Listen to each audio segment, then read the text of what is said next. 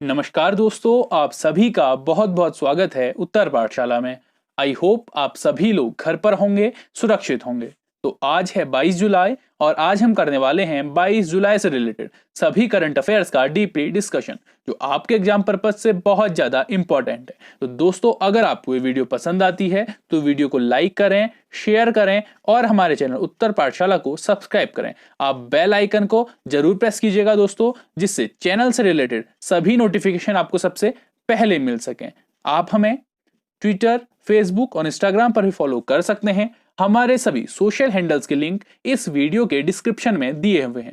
Channel से related किसी भी जानकारी के लिए या हमारे व्हाट्सएप ग्रुप में ज्वाइन होने के लिए आप हमें हमारे इस व्हाट्सएप नंबर पर भी कांटेक्ट कर सकते हैं। तो चलिए शुरू करते हैं दोस्तों 22 जुलाई की इतिहास की कुछ महत्वपूर्ण घटनाओं के साथ।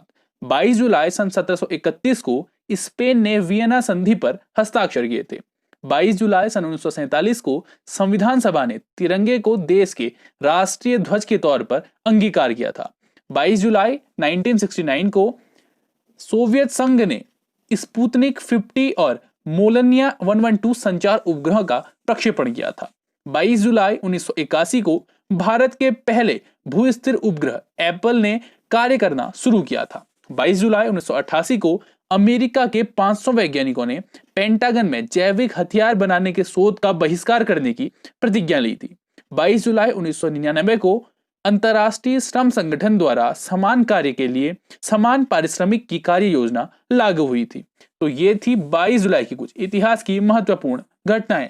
अब शुरू करते हैं आज के करंट अफेयर्स। हमारा पहला क्वेश्चन है, भारत के पहले सार्वजनिक इलेक्ट्रिक वाहन चार्जिंग प्लाजा का उद्घाटन कहां किया गया है? तो इसका सही उत्तर है दोस्तों नई दिल्ली में। तो जी हां दोस्तों, नई दिल्ली में भारत के पहले सार्वजनिक इलेक्ट्रिक वाहन चार्जिंग प्लाजा का उद्घाटन किया गया है।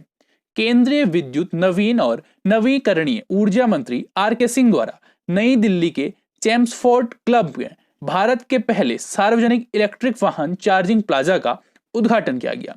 सार्वजनिक ईवी चार्जिंग प्लाजा को भारत में ई मोबिलिटी को सर्वव्यापी और सुविधाजनक बनाने के लिए नई दिल्ली नगर पालिका परिषद एनडीएमसी के सहयोग से energy efficiency services limited EESL द्वारा स्थापित किया गया है। भारत के पहले सार्वजनिक ईवी चार्जिंग प्लाजा में 5 विभिन्न विशिष्टताओं वाले इलेक्ट्रिक वाहन चार्जर लगाए गए हैं, जो उपभोक्ताओं के लिए इलेक्ट्रिक वाहनों की चार्जिंग समस्या का समाधान और सुविधाजनक बना देंगे। उद्घाटन समारोह के दौरान केंद्रीय ऊर्जा मंत्री ने RAISE रेज यानी indoor air quality for safety and efficiency में सुधार के लिए एयर कंडीशनिंग व्यवस्था को भी लॉन्च किया। रेज से पूरे देश में कार्य क्षेत्रों में खराब वायु गुणवत्ता को सुधार करके उसे स्वास्थ्य के लिहाज से हरित और बेहतर बनाने के लिए लॉन्च किया गया है। अब भारत के पहले सार्वजनिक इलेक्ट्रिक वाहन चार्जिंग प्लाजा का उद्घाटन कहां किया गया है दोस्तों? वो किया गया है नई दिल्ली में। तो ये रहा मैप में नई दिल्ली, और नई दिल्ली एक यूनियन टेरिटरी है जिसकी कैपिटल क्या है? नई दिल्ली है। और उसके सीएम कौन है? अरविंद केजरीवाल। और नई दिल्ली के लेफ्टिनेंट गवर्नर कौन है दोस्तों? वो है अनिल बैजल। कौन है? अनिल बैजल। हमारा नेक्स्ट क्वेश्चन है, किसके द्वारा मनोदर्पण पहल की शुरुआत की गई है? तो इसका सही उत्तर है दोस्तों रमेश पोखरियाल निशंक। तो जी हां दोस्तों, रमेश पोखरियाल निशंक के द्वारा मनोदर्पण पहल की शुरुआत की गई है। ये हैं रमेश पोखरियाल निशंक। केंद्रीय मानव संसाधन विकास मंत्री रमेश पोखरियाल निशंक द्वारा मनोदर्पण पहल की शुरुआत की गई है। मनोदर्पण मानव संसाधन विकास मंत्रालय द्वारा छात्रों के मानसिक स्वास्थ्य की देखभाल के लिए शुरू की गई एक पहल है। यह पहल कोविड-19 के दौरान और उसके बाद छात्रों की मानसिक स्वास्थ्य और कल्याण के लिए मनोसामाजिक सहायता प्रदान करने वाली गतिविधियों की एक विस्तृत श्रृंखला को कवर करेगी। मनोदर्पण मई 2020 में भारतीय प्रधानमंत्री श्री नरेंद्र मोदी द्वारा शुरू किए गए आत्मनिर्भर भारत अभियान के अंतर्गत आने वाली एक पहल है। और मनोदर्पण मंच छात्रों, शिक्षकों और अभिभावकों के मानसिक स्वास्थ्य एवं भावनात्मक कल्याण के लिए एक स्थायी मनोसामाजिक सहायता प्रणाली के रूप में भी कार्य करेगा। हमारा नेक्स्ट क्वेश्चन है, जोरम मेगा फूड पार्क का उद्घाटन कहां किया गया है? तो इसका सही उत्तर है दोस्तों मिजोरम। तो जी हां दोस्तों, मिजोरम में जोरम मेगा फूड पार्क का उद्घाटन किया गया है। केंद्रीय खाद्य प्रसंस्करण उद्योग मंत्री हरसिमरत कौर बादल द्वारा मिजोरम में जोरम मेगा फूड पार्क का उद्घाटन किया गया है। खाद्य प्रसंस्करण उद्योग मंत्रालय खाद्य प्रसंस्करण उद्योग के विकास के लिए निरंतर प्रयास कर रहा है। इस मेगा फूड पार्क से किसानों, उत्पादकों, प्रोसेसर, उपभोक्ताओं को लाभ मिलेगा और पूर्वोत्तर में खाद्य प्रसंस्करण क्षेत्र के विकास कार्यों को भी बढ़ावा मिलेगा। अब जानते हैं कि जोरम फूड पार्क के बारे में।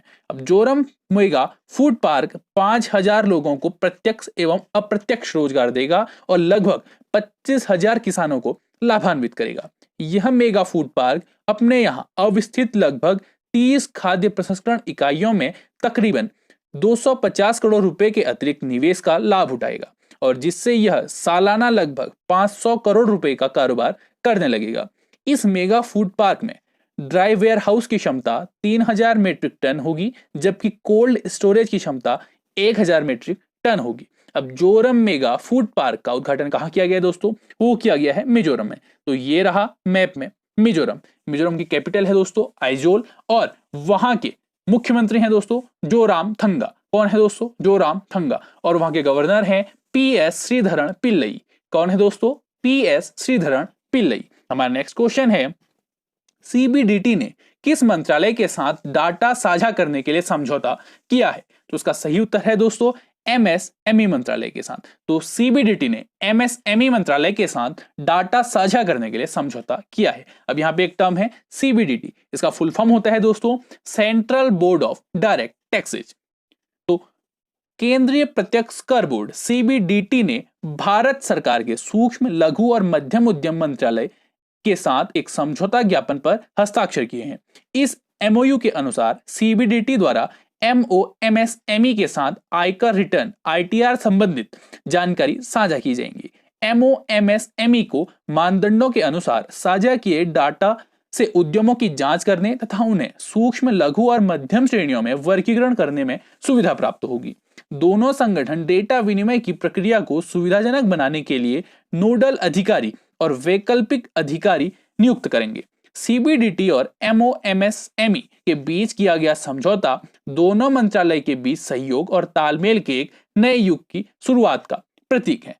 अब ये समझौता किया है दोस्तों central board of direct taxes ने और CBDT 1964 से काम कर रही है और इसके वर्तमान अध्यक्ष हैं प्रमोद चंद्र मोदी। कौन है दोस्तों? प्रमोद चंद्र मोदी। हमारा नेक्स्ट क्वेश्चन है, किसे भारत के राष्ट्रपति का नया निजी सचिव नियुक्त किया गया है? तो उसका सही उत्तर है दोस्तों P प्रवीण सिद्धार्थ। तो जी हाँ दोस्तों, P प्रवीण सिद्धार्थ को भारत के राष्ट्रपति का नया निजी सचिव नियुक्त किया गया है। ये हैं P प्रवीण सिद्धार्थ। तो 2001 बैच के भारतीय राजस्व सेवा अधिकारी P प्रवीण सिद्धार्थ को राष्ट्रपति रामनाथ कोविंद का नया निजी सचिव नियुक्त किया गया है।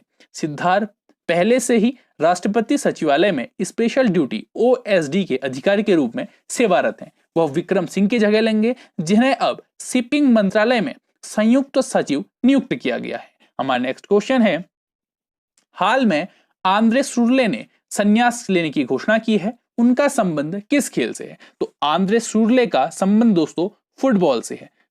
तो ये हैं आंद्रे सुरले। तो जर्मनी फॉरवर्ड खिलाड़ी और विश्व कप विजेता टीम के सदस्य आंद्रे सुरले ने फुटबॉल से संन्यास लेने की घोषणा की है। उन्होंने 2014 अपने देश के लिए फीफा विश्व कप जीतने में अहम भूमिका निभाई थी। उन्होंने जर्मनी के लिए खेले 57 मैचों में कुल 22 गोल किए हैं।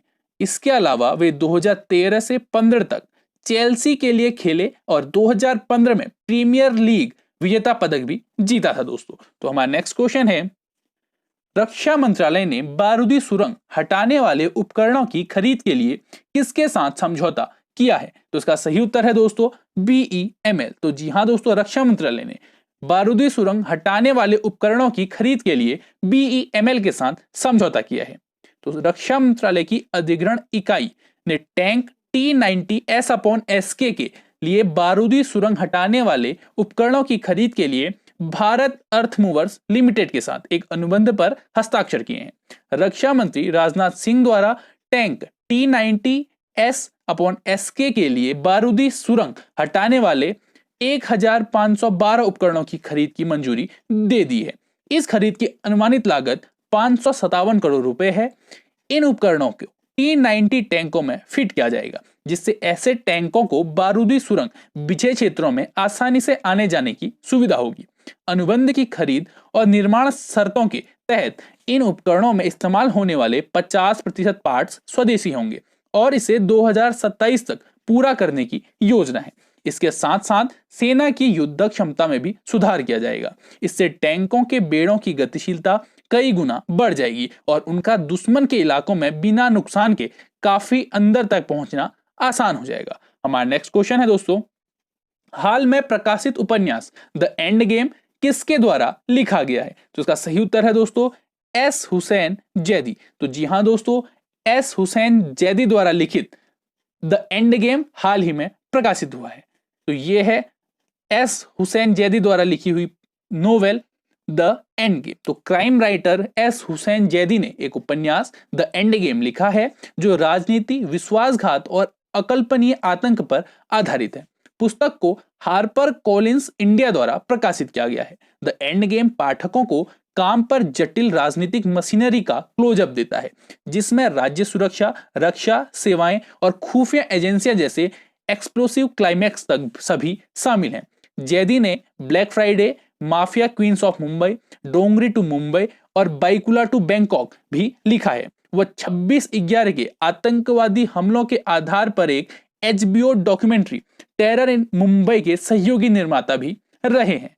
अब बात करते हैं हमारे कल के वीडियो क्वेश्चन की। हमारी कल की वीडियो क्वेश्चन था साइबर अभियान की शुरुआत कहां की गई है? तो साइबर अभियान की शुरुआत की गई है दोस्तों तेलंगाना में। तो तेलंगाना इसका सही आंसर है। इस क्वेश्चन के सही आंसर देने वालों के नाम हैं नेहा आर्या, क्रिएट क्रिएटिविटी, साक्षी आर्या, अभिषेक दनगी, मनीष ममगई, ज्योति भट्ट। अब बात करते हैं हमारे आज के वीडियो क्वेश्चन की। हमारी आज की वीडियो क्वेश्चन है वेस्ट टू एनर्जी नामक पहल कहां शुरू की गई है? आपके ऑप्शन है दोस्तों हरियाणा, पंजाब, उत्तराखंड या उत्तर प्रदेश। आपको इसका आंसर हमारे कमेंट बॉक्स में कमेंट करना है। That's all for today. Thank you, till next video.